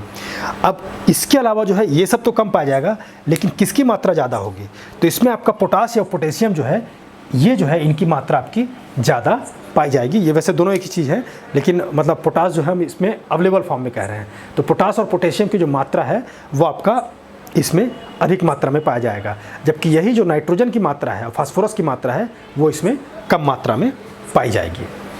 फिर आपका रेड सॉइल का जो कलर है वो किसकी वजह से आता है, तो रेड सॉइल का कलर जो है बेसिकली उसका जो मेन कारण है वो आपका आयरन ऑक्साइड का प्रेजेंस है। जो आयरन ऑक्साइड की उपस्थिति की वजह से जो उसमें आयरन जो प्रेजेंस होता है वो आपका ऑक्साइड फॉर्म में वहाँ पे प्रेजेंट रहता है, या ऑक्सीजन से आपका क्रिया करके ऑक्साइड का निर्माण करता है, और उसका जो कलर है आपका लाल होता है, जिसकी वजह से रेड सॉइल आपका रेड आपका दिखाई देता है। अब the colour is more due to the wide diffusion rather than high percentage of iron oxide content. अब इसके अलावा ये होता है कि ये चीज़ तो है ही है, लेकिन इसमें वाइड डिफ्यूज़न की भी क्वालिटी पाई जाती है। मतलब आपकी आयरन ऑक्साइड पाई जाएगी, लेकिन वाइड डिफ्यूज़न जो है ये एक ऐसा मेजर फैक्टर है जिसकी वजह से इसका कलर जो है लाल आपको ज़्यादा फैला हुआ दिखाई देता है। फिर आपका ये किस तरह का होता है या इसका टेक्सचर कैसा होता है, तो मोस्टली क्या है, ये आपका लोमी होगा। लोमी मतलब आपका सैंड और क्ले का डिफरेंट प्रोपोर्शन जो है इसमें अवेलेबल होगा। अब सिंपल आपका लोमी होगा तो बहुत देर तक ये वाटर रिटेंशन कैपेसिटी इसकी नहीं होगी, या वाटर को ये बहुत समय तक आपका रिटेन करके नहीं रख सकता है, जैसा आपका क्या है आपका ब्लैक सॉइल में होता है। तो जैसा आपका दिया हुआ है, the red soil are mostly loamy and hence can not retain water like the black soil. मतलब वाटर रिटेंशन कैपेसिटी के मामले में ये ज़्यादा क्लोज है किसके, सैंडी सॉइल की। सैंडी सॉइल या एलुवियल जो सॉइल बोल रहे हैं उसके ज़्यादा क्लोज है, जबकि ये जो है आपका ब्लैक सॉइल जो है इनके जस्ट क्या होता है, अपोजिट होता है, उसका वाटर रिटेंशन कैपेसिटी आपका ज़्यादा होता है। फिर आपका इसमें यदि प्रॉपर तरीके से फर्टिलाइज़र का यूज़ किया जाए, इरिगेशन का अच्छी टेक्निक लगाया जाए, तो इसमें आपका कॉटन को ग्रो किया जा सकता है। मतलब कौन कौन सी क्रॉप आपकी ग्रो की जा सकती है, कॉटन ग्रो कर सकते हैं, वीट ग्रो कर सकते हैं, राइस हो गया, पल्सेस क्रॉप हो गए, स्मॉलर मिलेट्स हो गए, टोबैको हो गया, ऑयल सीड हो गया, पोटैटो हो गया, और फ्रूट्स क्रॉप अपन इसमें आसानी से ग्रो कर सकते हैं। लेकिन फिर यही चीज़ इंपॉर्टेंट है कि आपका management of fertiliser and irrigation, क्योंकि फर्टिलाइज़र की इसमें बेसिकली कमी होती है, तो आपका इन दोनों का जो वो है, और चूँकि वाटर रिटेंशन कैपेसिटी भी इसमें कम पाई जाती है, तो इसमें फर्टिलाइज़र का और इरिगेशन इन दोनों का इंतजाम होना चाहिए, या वाटर का इंतजाम होना चाहिए, तभी हम जो अलग अलग जो क्रॉप है उसको हम आसानी से इस पर ले सकते हैं। फिर आपका है लेटराइट या लेटरिटिक सॉइल। लेटराइट सॉइल आज द ये बेसिकली लेटराइट सॉइल ऐसी सॉइल है जो वेदरिंग होने के बाद, जब सॉइल में क्या होता है कि सॉइल आपका पहले आपका चट्टान से इस छोटे रॉक्स में वो टूटता है, छोटे रॉक से कण में टूटेगा, फिर धीरे धीरे उसमें आपका डिकम्पोजिशन होता है, फिर वेदरिंग होगा, और इस तरह से क्या है वो सॉइल अपने फॉर्म में आता है। तो ये जो होते हैं लेटराइट जो है वो वेदरिंग का लास्ट स्टेज है, मतलब इससे ज़्यादा आपका और वेदरिंग उसमें नहीं हो सकती है। तो laterite soil are the laterite soil are mostly the end product of weathering. ये होता है वेदरिंग का आपका बेसिकली क्या है, अंतिम उत्पाद होते हैं। जो वेदरिंग क्रिया का, ये एक इंपॉर्टेंट क्वेश्चन है, वेदरिंग जो क्रिया है या अपक्षय जो क्रिया है उसका जो लास्ट उत्पाद क्या है, उसका अंतिम उत्पाद क्या है, तो उसका अंतिम उत्पाद आपका क्या है, लेटराइट सॉइल है। अब ये किस स्थिति में ये आपके ऐसी स्थितियाँ बनती है, तो बड़ी सिंपल सी बात है कि वेदरिंग के लिए क्या है, आपका टेम्परेचर हाई होना चाहिए और आपका रेनफॉल जो है वो आपका ज़्यादा होना चाहिए। तो वैसे केसेस में क्या होता है कि वेदरिंग की प्रोसेस आपकी और तेज़ी से होती है। तो जिस एरिया में इस तरह की स्थितियाँ पाई जा रही हैं तो वहाँ वेदरिंग की प्रोसेस आपकी लगातार चलती रहती है, और जिसकी वजह से क्या होता है कि सॉइल आपका उसमें आपका एक तरह से मतलब आपका डिकम्पोजिशन आपका चलता रहता है। हाँ, इस एरिया में क्या होता है कि आपका ज़्यादा रेनफॉल होने की वजह से क्या है, लीचिंग जो है वो आपकी ज़्यादा पाई जाएगी। लीचिंग का अर्थ यह है कि आपका वाटर के इफेक्ट में आके जो पोषक तत्व हैं वो आपके वॉश अवे हो जाते हैं, उस जगह से हट के दूसरी जगह चले जाते हैं। वो एक जगह से दूसरी जगह भी जा सकते हैं, और नीचे की ओर भी वो रूट का जो है वहाँ से भी वो बाहर जा सकते हैं। तो heavy rainfall promotes leaching. Leaching का अर्थ nutrients get washed away by आपका water of soil whereby lime and silica are leached away by a soil rich in oxide of iron and aluminium compounds in left behind। तो ये जो है आपके इनके जो मटेरियल जो है वो आपके पीछे हैवी होने की वजह से क्या है वो रुक जाते हैं। अब यहाँ पे क्या है, लेटराइट का जो बेसिकली मीनिंग है वो होता है आपका ब्रिक होता है। ब्रिक का मतलब ये है कि ये मटेरियल आपके जब वाटर के जो कांटेक्ट में आएंगे, और वाटर के कांटेक्ट में आने के बाद जब एयर के कांटेक्ट में आएंगे तो काफ़ी हार्ड हो जाते हैं। तो इसीलिए ईंट बनाने वगैरह के लिए इनका उपयोग होता है। ये इसके इकोनॉमिक वैल्यू में भी हमने आगे उसको आपको बताया है। तो laterite means BRICS in Latin, they harden greatly on losing moisture. जब मॉइस्चर को लूज करते हैं तो ये काफ़ी हार्ड हो जाते हैं। अब laterite soils are red in colour due to little clay and more gravel of red sand stones. फिर आपका है कि इसका केमिकल कंपोजिशन आपका क्या होता है। तो chemical composition basically laterite soil जो है, जो फेरिक ऑक्साइड जो है या फिर बॉक्साइड जो कहना चाहिए, उसकी मात्रा इसमें ज़्यादा होती है। वो आपकी बॉक्साइड जो है उसकी मात्रा आपकी इसमें ज़्यादा पाई जाएगी। फिर आपका लाइम हो गया या कैल्शियम हो गया या मैग्नीशिया हो गया, पोटास और आपके नाइट्रोजन हो गए, इनकी मात्रा आपकी इसमें कम पाई जाएगी। कभी कभी क्या होता है कि इसमें जो फॉस्फेट की मात्रा है वो आपकी ज़्यादा पाई जाती है यदि उसके अंदर, मतलब उस सॉइल के अंदर लेटराइट में आयरन फॉस्फेट की मात्रा यदि ज़्यादा है तो उस केस में फास्फोरस की मात्रा इसमें ज़्यादा पाई जाएगी और फास्फोरस जो है आसानी से प्लांट को इसमें अवेलेबल होगा। और इसके अपोजिट जो आपका इसका, यदि यही सॉइल है, आपका प्लेस जो है वेटर प्लेस है, मतलब आपका वेटलैंड है या पानी आपका ज़्यादा इस एरिए में ज़्यादा पाया जाता है, तो उसमें जो है आपका ह्यूमस का जो कंटेंट है वो आपका ज़्यादा इसमें पाया जाएगा। ये इसकी मेन क्वालिटी होती है। फिर आपका है कौन कौन सा क्रॉप जो है हम इसमें लगा सकते हैं। तो ये आपका लेटरिटिक सॉइल में आपका बेसिकली जो है इसमें मैनेजमेंट करने के बाद ही हम कोई क्रॉप को लगा सकते हैं, लेकिन ज़्यादातर जो क्रॉप जो इन जनरल हम इसको लगाते हैं वो आपके प्लांटेशन क्रॉप जो है वो ज़्यादा है। तो बड़ी सिंपल सी बात है कि लेटराइट सॉइल आपको बताया कि आपकी बहुत फर्टिलिटी लेवल इसकी कम होती है, तो इस वजह से क्या है इसमें इंटेंसिव जो है कल्टीवेशन आपका नहीं कर सकते, या फिर इंटेंसिव लीचिंग होने की वजह से क्या है ये फर्टाइल आपकी नहीं होती। तो laterite soil lacks fertility due to intensive leaching, मतलब आपकी लीचिंग की जो प्रक्रिया है लेटराइट सॉइल में आपकी लगातार जो है वो आपकी होती रहती है, तो जिसकी वजह से इसकी फर्टिलिटी उर्वरता की जो अवस्था है वो आपकी कम पाई जाएगी। फिर इसको यदि आप अच्छे तरीके से इसमें मैन्योर या उर्वरक वगैरह डाल के इसको अच्छे से मैनेज करके इरिगेशन का अच्छे से उपयोग करके यदि हम कोई क्रॉप लेते हैं तो ये प्लांटेशन जो क्रॉप्स हैं इसमें आसानी से हम ग्रो कर सकते हैं।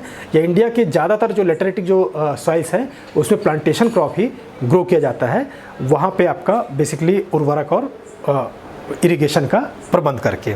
तो प्लांटेशन क्रॉप जैसे आपका टी हो गया, आपका कॉफ़ी हुआ, रबर हुआ, चिंचोना हुआ, कोकोनट हुआ, आर्कनट हुआ, ये ऐसे सारे ये सब प्लांट हैं जो कि क्या है प्लांटेशन क्रॉप के अंतर्गत आते हैं, और इनको क्या है आपका लेटरेटिक सॉइल में आपका हम ग्रो कर सकते हैं। और कुछ एरिए में लेटरेटिक जहाँ पे या लेटराइट जो सॉइल्स है वहाँ पे ग्रेजिंग के लिए और अपन फॉरेस्ट को भी डेवलप करने के लिए उपयोग में लाते हैं। फिर आपका इकोनॉमिक वैल्यू, इकोनॉमिक वैल्यू इसका हमने आपको अलग से बताया है क्योंकि ये आपका एग्ज़ाम में आता है कि चूँकि क्या है इसमें एक विशेष प्रकार की क्वालिटी पाई जाती है, और वो क्वालिटी ऐसी है कि जो इसको क्या है वैल्यूएबल जो है बिल्डिंग मटेरियल के रूप में इसको विकसित करती है। उसका कारण यह है कि जब इसको हम वाटर के कांटेक्ट में लाते हैं तो इसका एक केक जो है अच्छा फॉर्म होता है और उसको आसानी से केक के रूप में ये आसानी से कटता है। और फिर जब वाटर एयर के कांटेक्ट में आएगा तो ये काफ़ी ड्राई हो जाता है, ड्राई होकर हार्ड हो जाता है और उसका जो स्ट्रेंथ है वो कई गुना आपका बढ़ जाता है। तो this soils can be easily cut into cakes but hardens like iron when expose to air. जब हम उसको एयर में एक्सपोज करते हैं तो वो क्या है आयरन की तरह क्या होता है आपका हार्ड हो जाता है। तो इसी वजह से क्या है ये आपका बहुत अच्छा वैल्यूएबल बिल्डिंग मटेरियल कहलाता है। और इसके अलावा इसमें एक खास बात और होती है, चूँकि ये एक ऐसा सॉइल है जो आगे आपका विदर नहीं होता, आगे आपका विदरिंग इसमें नहीं होता है, मतलब ये लास्ट प्रोडक्ट है, एंड प्रोडक्ट है विदरिंग का। तो इसमें अब कितना अपक्षय होगा, इसमें इससे ज़्यादा अपक्षय होने की संभावना नहीं होती। तो ये क्या है डिकम्पोज नहीं होता, और डिकम्पोज ना होने की वजह से क्या है काफ़ी ये स्ट्रांग रहता है। कि जैसा आपका आगे बताया है, as it is the end product of withering it cannot be withered much further and is durable। इसी वजह से क्या है ये टिकाऊपन ज़्यादा लेके रखता है। फिर अपन आते हैं अगला आपका नेक्स्ट में आपका फॉरेस्ट या माउंटेन सॉइल पे। तो फॉरेस्ट या माउंटेन सॉइल जो है अपने भारत में आपका 2.85 लाख स्क्वायर किलोमीटर या कुल जो एरिया है उसका 8.67% टोटल जो लैंड एरिया है इंडिया का उसको कवर करता है फॉरेस्ट और माउंटेन को मिलाकर। अब फॉरेस्ट और माउंटेन का मतलब यह है कि एक तरह का हेट्रोजीनियस एक ग्रुप बनाता है, जिसमें दोनों ही जो है माउंटेन भी उसमें शामिल है और फॉरेस्ट वाला एरिया भी आपका उसमें शामिल है। They are mainly heterogeneous soil found on the hill slope covered by the forest. तो इसमें जो माउंटेन का वो एरिया भी आ गया जो कि जिसमें हिल्स होते हैं, वो पूरा आपका एरिया कहलाएगा। The formation of this soil is mainly governed by the characteristic deposition of. अब सिंपल सी बात है कि जब ये आपका माउंटेन और फॉरेस्ट इस एरिया में पाया जा रहा है, या माउंटेन के ऊपर जो फॉरेस्ट आपका विकसित है उस एरिया की मृदा की हम बात कर रहे हैं, तो जो फॉरेस्ट का जितना भी आपका जो पत्ते वगैरह हैं या ऑर्गेनिक मैटर जो है वो कहाँ पे जाएगा, वो नीचे सॉइल में जाएगा। तो नेचुरली क्या है, इस एरिया की जो सॉइल है उसका जो ऑर्गेनिक मैटर जो कंटेंट है वो आपका काफ़ी हाई होता है।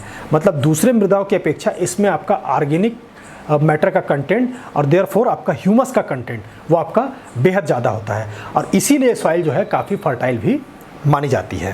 तो the formation of this soil is mainly governed by the characteristics deposition of organic matter. किसकी वजह से आपका ऑर्गेनिक मैटर या फिर कार्बनिक पदार्थ डिराइव्ड फ्रॉम फॉरेस्ट, जो कि फॉरेस्ट इसको मिलता है, and their character changes with parent rocks. हाँ, अब ये चीज़ क्या है, अब हर जगह पे आपका अलग अलग फॉरेस्ट है, भाई फॉरेस्ट है, अब वहाँ पे ऑर्गेनिक मैटर तो सब जगह फॉरेस्ट होने की वजह से कॉमन होता है, लेकिन थोड़ा बहुत वेरिएशन आपको किस वजह से मिलेगा, क्योंकि अलग अलग जगह का पेरेंट्स मटेरियल जो है या वहाँ का पेरेंट रॉक है वो आपका अलग अलग होगा।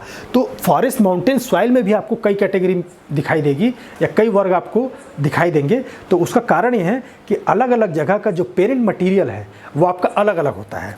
हालांकि ऑर्गेनिक मैटर सेम है, लेकिन पेरेंट मटेरियल आपके अलग अलग हैं, इसकी वजह से उसमें उसका जो है अलग कैरेक्टरिस्टिक्स आपको दिखाई देगा। और इसके अलावा वहाँ का ग्राउंड कॉन्फ़िगरेशन किस टाइप का है, मतलब उस जगह का ग्राउंड की पोजीशन आपकी कैसी है और वहाँ का क्लाइमेट कैसा है, ये सारे फॉर्म होके ऑर्गेनिक मैटर में जब मिलते हैं तब आपका फॉरेस्ट और माउंटेनियस जो है सॉइल आपका निर्माण होता है। Consequently, they differ greatly even if they occur in close proximity to one another। अब इसी कारण से ये 3-4 कैरेक्टर हैं जो कि अलग अलग हैं। इसी वजह से क्या होता है कि ये आपके क्या है, आसपास में होने के बाद भी इनके अंदर क्या है काफ़ी डिफरेंस आपको मिल सकता है। मतलब दो आसपास के जो फॉरेस्ट हैं, है ना, उसके मृदा में भी आपको मृदा का वर्ग आपका सेम है, लेकिन जो उपवर्ग जो है वो आपके अलग अलग हो सकते हैं। अब फिर जो है इस प्रकार की जो सॉइल में है उसका केमिकल प्रॉपर्टी किस तरह से होता है, तो बड़ी सिंपल सी बात है, केमिकल जो प्रॉपर्टी है मेनली जो है डोमिनेट करेगा किसके, ह्यूमस की वजह से और आपका ऑर्गेनिक मैटर की वजह से। तो the forest soil are very rich in humus, सबसे मेन कैरेक्टरिस्टिक्स इसका ये है। जैसे आपका जो एल्यूवियल सॉइल में आपका मेन जो है मटेरियल किसका है, आपका सैंड का है या फिर आपका लोम का है, तो उसी टाइप से इसमें जो है आपका ह्यूमस की जो प्रधानता है वो आपकी ज़्यादा होगी। हालांकि ये डेफिशिएंट ऑफ पोटास या पोटेशियम, फास्फोरस और लाइम की जो डेफिशिएंसी इसमें पाई जाती है, लेकिन ऑर्गेनिक मैटर का कंटेंट इसमें ज़्यादा पाया जाएगा। और जब इसमें यदि कल्टीवेशन हमको करना है तो इसमें इनकी पूर्ति के लिए आपका पोटास हो गया, फास्फोरस हो गया और लाइम की पूर्ति के लिए हमको फर्टिलाइज़र बाहर से सप्लाई करना बेहद ही आवश्यक है, तभी हम इसका कल्टीवेशन कर सकते हैं। हालांकि इसके और जो दूसरे जो मृदा की जो फिजिकल प्रॉपर्टी है वो ऑर्गेनिक मैटर कंटेंट होने की वजह से काफ़ी ज़्यादा सुधरी होती है, मतलब बेहद ही अच्छे तरीके का इसमें कल्टीवेशन किया जा सकता है यदि उसका उर्वरक का जो प्रबंध है वो अच्छे तरीके से हम कर सकें। फिर आपका क्रॉप जो है कौन कौन तरह का अपन क्रॉप जो है अपन इसमें ग्रो कर सकते हैं, तो सिंपल सी बात है, जो माउंटेन फॉरेस्ट वाला जो एरिया है उसमें जो है हम ज़्यादातर प्लांटेशन जो है क्रॉप जो है हम उसको ग्रो करते हैं, जिसमें आपका टी हो गया आपका, कॉफ़ी हो गया, फिर स्पाइसेस हो गया, फिर ट्रॉपिकल फ्रूट्स हो गए, ये सब जो है आपके ज़्यादातर ग्रो किए जाते हैं।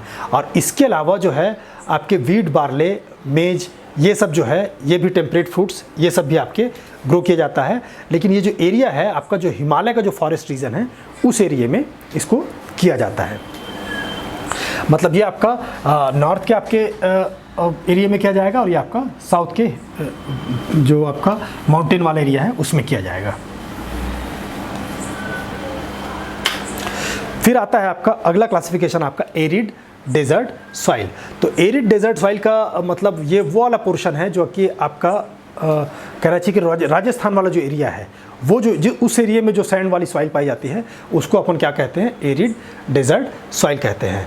The desert soil consist of aeolian sand, जिसमें आपका एलियन सैंड का मतलब यह है, एवलियन सैंड का मतलब यह है कि आपका 90 से 95% उसमें आपका सैंड की मात्रा पाई जाएगी और क्ले की मात्रा 5 से 10% या उससे भी कम मात्रा आपकी क्ले की उसमें पाई जा सकती है, या मुख्यतः जिसमें आपका बेसिकली सैंड ही पाया जाता है।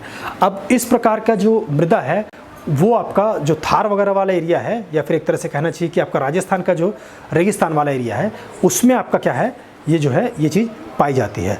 और इस लैंड का या इस प्रकार की मृदा का एक कैरेक्टरिस्टिक्स पाया जाता है कि जैसे जैसे इसके आसपास की जो मृदा है उसको भी रेगिस्तान के रूप में कन्वर्ट धीरे धीरे करता जाता है।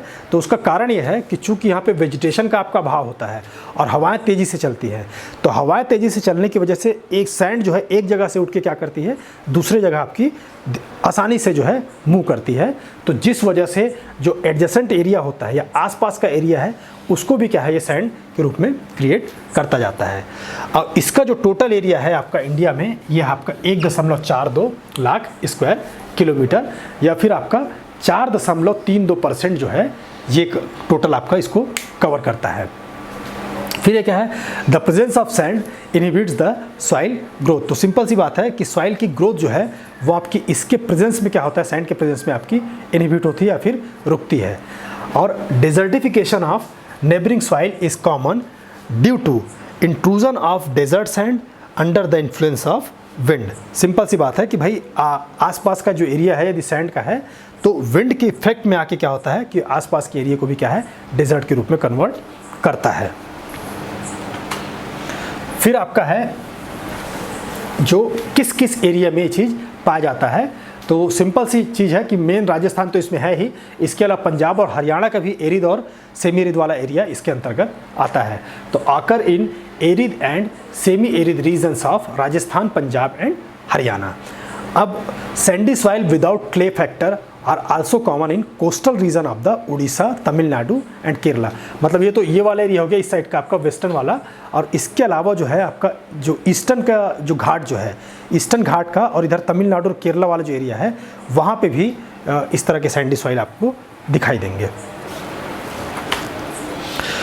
फिर आपका आता है chemical property of arid desert soil.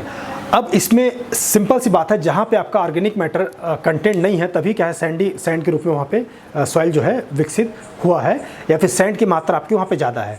तो यहाँ पे आपका ऑर्गेनिक मैटर बेहद कम होगा या ऑर्गेनिक कंटेंट जो है वो पुअर होगा। इसके अलावा कुछ सॉइल जो है उसमें आपका एल्कलाइन जो नेचर है वो आपका बहुत ज़्यादा होगा, और उसमें सॉल्युबल साल्ट जो है जैसे कैल्शियम कार्बोनेट, इसकी मात्रा आपको अधिक दिखाई देगी। ये एक जगह से दूसरी जगह वेरी कर सकती है, लेकिन सामान्यतः सारी जगह पे ये किसी न किसी हद तक ये पाई जाती है। तो some desert soils are alkaline with varying degree of soluble salts like calcium carbonate. फिर calcium content increases downward and the subsoil has the 10 times more calcium. हाँ, इसमें एक चीज़ और क्वालिटी इसमें पाया जाता है कि कैल्शियम कंटेंट जो है वो आपका जैसे जैसे आप नीचे बढ़ेंगे वैसे ही कैल्शियम कंटेंट की जो मात्रा है वो आपका क्या होता जाएगा, वो आपका बढ़ता जाएगा। मतलब उसकी मात्रा जो है आपकी इंक्रीज़ करती जाएगी।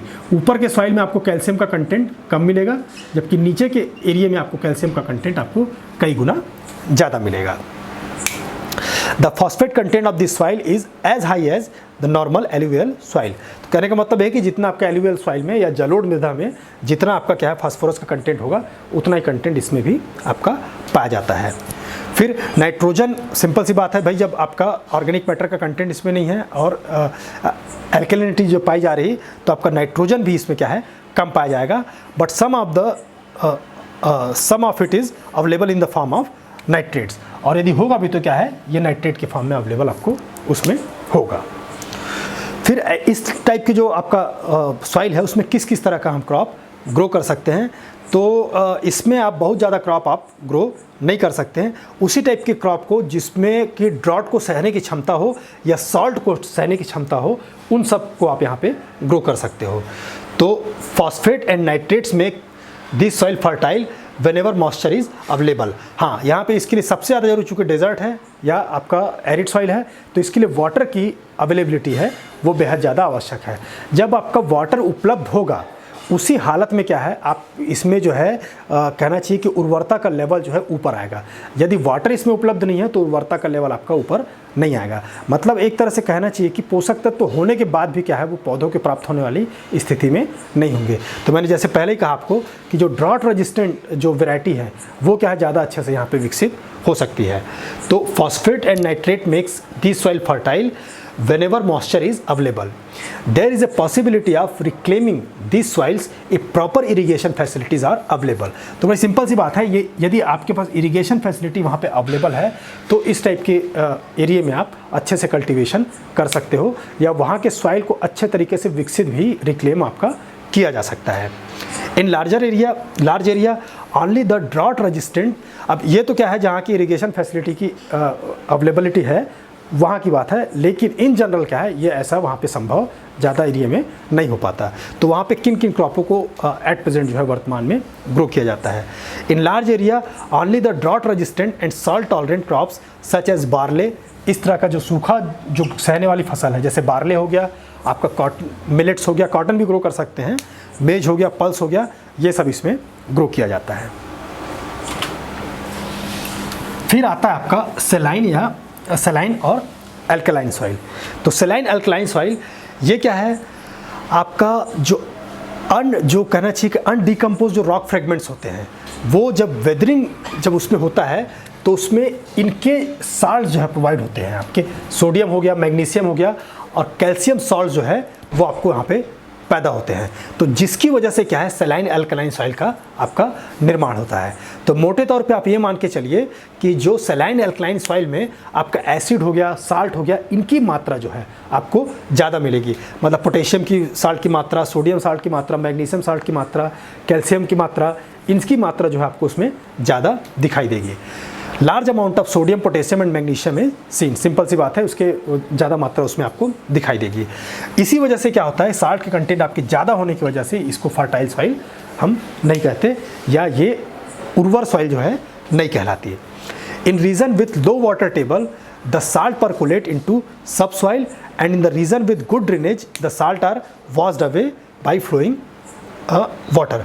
अब ऐसे रीजन में जहाँ पे आपका क्या है वाटर लेवल आपका कम है तो वहाँ पे साल्ट क्या है वहाँ जाके आपका नीचे चला जाएगा। जबकि जहाँ पे अच्छा ड्रेनेज का सिस्टम है तो वहाँ पे क्या कर सकते हैं, यदि आपको कल्टीवेशन करना है तो आपका इरिगेशन करने के बाद क्या है, यदि पानी आप निकाल देते हैं तो साल्ट्स की मात्रा जो है वो आपकी बाहर चले जाती है। तो एक पर्टिकुलर टाइम के लिए एक ऐसा एनवायरनमेंट बन जाता है जिसमें आप आसानी से कल्टीवेशन आप उसको कर सकते हैं। But in places where the drainage system is poor, हाँ लेकिन जहाँ पे आपका ड्रेनेज सिस्टम नहीं है वहाँ पे आपको और the water with the high salt concentration become stagnant and deposits all the salt in the top soil once the water evaporate। अब जैसे जैसे आपका क्या है वाटर वेपरेट होगा वैसे वैसे क्या है वो सॉल्ट को क्या करेगा, डिपॉजिट कर देगा। अब वो सॉल्ट जो है वो आपके सॉइल के ऊपर ही रहेगा, जिसकी वजह से वहाँ पे कल्टीवेशन करना पॉसिबल नहीं होता। इसी वजह से कभी भी क्या होता है कि जहाँ पे साल्ट्स की, जिस मृदा में साल्ट्स की मात्रा अधिक है तो वहाँ पे हम क्या करते हैं कि हम पहले उसमें इरिगेशन देंगे, उसको अपन इरिगेशन देके क्या करते हैं पानी को वहाँ पे रोकते हैं। अब पानी को रोकने के थोड़े देर बाद अपन क्या करते हैं उसको ड्रेनेज करते हैं। तो उससे क्या होता है कि जो साल्ट्स होते हैं वो घुल के किस में आ जाते हैं, आपके वाटर में आ जाते हैं। भाई जैसे आप सोडियम साल्ट लिए तो नमक आपका बेसिकली क्या है, घुल के आपका वाटर में आ गया। अब नमक यदि आपने नीचे रखा है तो उस केस में क्या होगा कि वो नीचे नहीं रहेगा, वो आपका तैर के ऊपर आ जाएगा। अब ऊपर आ गया और फिर अपन ने क्या किया उसको निकाल दिया, उसमें छेद कर दिया, तो पूरा का पूरा साल्ट आपका बाहर निकल जाएगा और नीचे आपका कोई भी चीज़ नहीं बचेगा। तो सेम आपका मृदा में इसी तरह का केस होता है कि इसमें यदि अपने को कल्टीवेशन करना है तो हम क्या करेंगे कि हम पानी भर देंगे, जब साल्ट आपका ऊपर आ गया फिर उसको ड्रेनेज कर देंगे और फिर उसके बाद साल्ट जो है उस सॉइल में आपकी ख़त्म हो जाएगी कुछ टाइम के लिए, फिर अपन क्या करेंगे वहाँ पे कल्टीवेशन कर सकते हैं। लेकिन जहाँ पे इस तरह की स्थिति नहीं है तो वहाँ पे इस चीज़ को संभव नहीं हो पाता। In region with high sub soil water table injurious salt are transferred from below the capillary action as a result of evaporation in dry season. तो नीचे जो है वाटर टेबल में जो साल्ट मिले भी होते हैं वो भी क्या है कैपिलरी एक्शन के थ्रू जब एवापोरेशन होता है ड्राई सीजन में तो वो ऊपर आ जाते हैं, तो वहाँ पे भी ये समस्या आपको दिखाई देगी। फिर आपका ये सब साल्ट आपके इस टाइप के जो वो हैं वो कहाँ पे पाए जाते हैं? तो सेलाइन अल्कलाइन सॉइल जो है आपका 68,000 स्क्वायर किलोमीटर जो इंडिया का एरिया है उसमें ये पाया जाता है। और ये जो है ज़्यादातर उस एरिया में पाया जाएगा जहाँ पे जैसे कैनाल इरिगेटेड एरिया होगा या कैनाल के थ्रू जो है इरिगेशन होता है, क्योंकि पानी का लगातार प्रवाह होने की वजह से क्या है इस तरह की स्थितियाँ वहाँ पे बनती जाती है। एक जगह से साल्ट जो है दूसरी जगह आते रहते हैं, डिपॉजिट्स होते रहते हैं, और जहाँ पे आपका हाई वाटर टेबल का एरिया होगा। कुछ एरिया जैसे आपके आंध्र प्रदेश हो गया, तेलंगाना हो गया, कर्नाटका हो गया, बिहार, उत्तर प्रदेश, हरियाणा, पंजाब। अब यहाँ पे आप सब जगह देखिए, इसमें हर जगह आपका कैनाल इरिगेशन का आपका ज़्यादातर जगह आपका व्यवस्था है। तो ऐसी जगह पे इस तरह की सॉइल आपको दिखाई देगी। इसमें आपका राजस्थान और महाराष्ट्र भी शामिल है। अब the accumulation of this salts makes the soil infertile. इसी सॉल्ट की वजह से क्या होता है, ये सॉइल आपका इनफर्टाइल हो जाता है, या सॉइल जो है काम के लायक आपका नहीं होता, and render it unfit for the agriculture, जिसकी वजह से ये एग्रीकल्चर के उपयोग के लायक नहीं रहती। फिर आता है आपका पीटी मार्सी सॉइल या दलदली जो है भूमि, जो अपने कुछ एरिया जो है वो दलदली भूमि में भी इंक्लूड होता है। कुछ ऐसे एरिया हैं जिसको अपन इसमें बांट सकते हैं। These are soil with large amount of organic matter. ऐसे में आपको ऑर्गेनिक मैटर आपको बहुत ज़्यादा मिलेगा, और चूंकि ये डिज़ोल्व स्टेट में रहता है तो जो सॉल्युबल साल्ट है, मतलब जो साल्ट जो है वो विले की घुली हुई अवस्था में आपको ज़्यादा इस प्रकार के सॉइल में आपको मिलेगा। द मोस्ट ह्यूमिड रीजन, हाँ ये जो सॉइल जो है ये ह्यूमिड रीजन है, उस टाइप के सॉइल रीजन में आपको इस तरह की सॉइल आपकी दिखाई देगी। ये आपका ब्लैक होता है, हैवी होता है, और हाईली आपका एसिडिक होता है। क्योंकि वाटर इसमें लगातार रुका हुआ है तो बड़ी सिंपल सी बात है कि इसका नेचर जो है वो आपका एसिडिक पाया जाएगा। अब इस तरह का जो डिस्ट्रीब्यूशन है, इस तरह के सॉइल का जो डिस्ट्रीब्यूशन है, मतलब पीटी मार्सी सॉइल का जो डिस्ट्रीब्यूशन है वो आपका कोट्टायम जिला हो गया, या अल्लापुझा जो केरल डिस्ट्रिक्ट जो है केरल का, जिसको वहाँ पे इसको कारी कहते हैं। मतलब पीटी मार्सी जो सॉइल है उसको अल्लापुझा जो एरिया है वहाँ इस एरिया में कारी के नाम से इसको जाना जाता है, और कोट्टयम डिस्ट्रिक्ट में भी ये पाया जाता है। इसके अलावा जो कोस्टल एरिया जो है आपका उड़ीसा हो गया, तमिलनाडु हो गया, और सुंदरबन वाला जो एरिया है जो वेस्ट बंगाल का, उस एरिया में, बिहार वेस्ट बंगाल का जो सुंदरबन वाला एरिया है उस एरिया में पाया जाएगा, और अल्मोड़ा डिस्ट्रिक्ट जो है उत्तराखंड का, उसमें भी इसका डिस्ट्रीब्यूशन पाया जाता है। हालांकि इसकी मात्रा बहुत कम है, लेकिन ये कोस्टल एरिया वगैरह में इस तरह से पाया जाता है। अब इसमें क्या है, इसकी जो मेन प्रॉपर्टी जो याद रखने लायक है कि इसमें आपकी पोटास या पोटेशियम और फॉस्फेट, इसकी जो है फास्फोरस और पोटेशियम, इसकी डेफिशिएंसी जो है इसमें पाई जाती है। तो chemical property of peaty marshy soil का आपका ये ध्यान रखना है कि इसमें पोटास और फॉस्फेट की मात्रा आपकी कम पाई जाती है। फिर आपका पीटी मार्सी सॉइल में अपन कौन सा क्रॉप अपन ग्रो कर सकते हैं, तो इसमें हम कुछ बहुत ज़्यादा क्रॉप इसके अंदर ग्रो नहीं कर सकते। बस थोड़ा सही मैनेजमेंट यदि किया जाए और रेन का अवेलेबिलिटी हो तो पैडी का कल्टीवेशन हम आराम से कर सकते हैं। क्योंकि इसमें सबसे बड़ी प्रॉब्लम ये होती है कि चूँकि दलदली भूमि है तो नीचे का जो सॉइल है, नीचे का जो सॉइल है उसमें ऑक्सीजन की मात्रा कम होती है।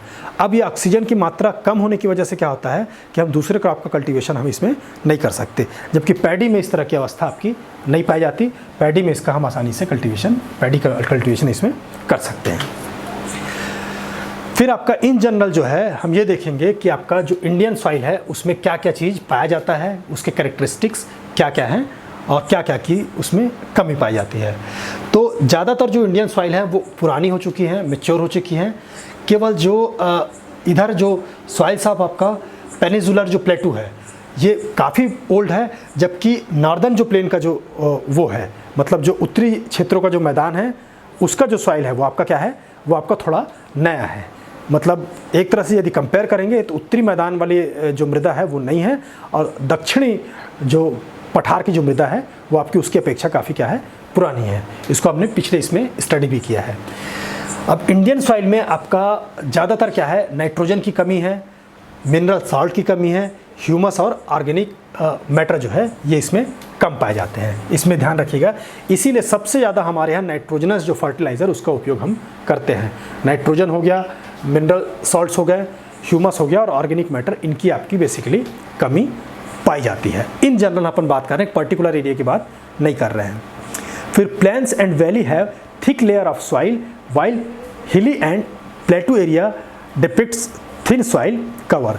तो सिंपल सी बात है, प्लेन और जो वैली का एरिया है वहाँ पे क्या होता है कि मृदा बह के आती है, तो मृदा बह के आने की वजह से उसका जो स्तर होगा आपका मोटा होगा, तो वहाँ का जो लेयर होगा आपका थिक सॉइल का लेयर होगा। जबकि हिली एरिया का मतलब पहाड़ी एरिया का और आपका प्लेटू एरिया का, तो भाई पहाड़ी एरिया से भी क्या होता है कि सॉइल जो है बह के नीचे की ओर जाता है।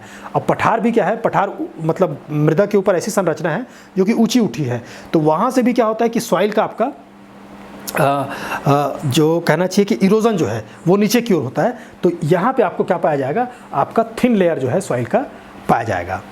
अब some soil like alluvial and black soils are fertile. हाँ, जो ऊपर का जैसे बताया मैंने, जो शुरू में आपको हमने पहला क्लासिफिकेशन जो देखा था, जैसे पहला वर्ग आपका जलोढ़ मृदा का था और दूसरा आपका ब्लैक सॉइल का था, तो ये बेसिकली क्या है, फर्टाइल सॉइल के अंतर्गत आती हैं। जबकि अदर जो सॉइल है, जैसे डेजर्ट सॉइल हो गया आपका, लेटराइट सॉइल हो गया, पीटी मार्सी सॉइल हो गया, ये सारे सॉइल्स जो हैं ये आपके इनफर्टाइल होते हैं, या इनमें उर्वरता की मात्रा जो है वो आपकी कम पाई जाती है।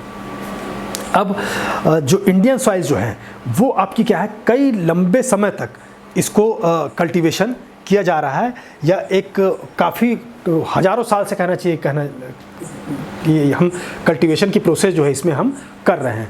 तो ये कल्टीवेशन करने की वजह से इन जनरल यदि अपन बात करें तो जो फर्टिलिटी का लेवल है वो आपका इसका कम पाया जाता है, फर्टिलिटी का लेवल कम पाया जाता है। इसीलिए किसी भी तरह का सॉइल हो जहाँ पे आपको कल्टीवेशन यदि करना है तो इसमें आपको न्यूट्रिएंट का मैनेजमेंट करना आवश्यक होता है।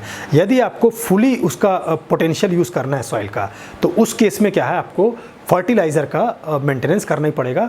और यदि आप फर्टिलाइज़र का मेंटेनेंस करना है तो सिंपली आपको इरिगेशन का भी मेंटेनेंस, आपका मैनेजमेंट प्रॉपर तरीके से करना पड़ेगा। अदरवाइज वैसे तो आपका कोई भी क्रॉप आप ग्रो कर लीजिए, उसमें कोई दिक्कत नहीं है, लेकिन जो फुल कैपेसिटी है, फुल पोटेंशियल है, वो आपका बाहर नहीं आएगा। तो ये चीज़ इसमें ध्यान रखने लायक बात है।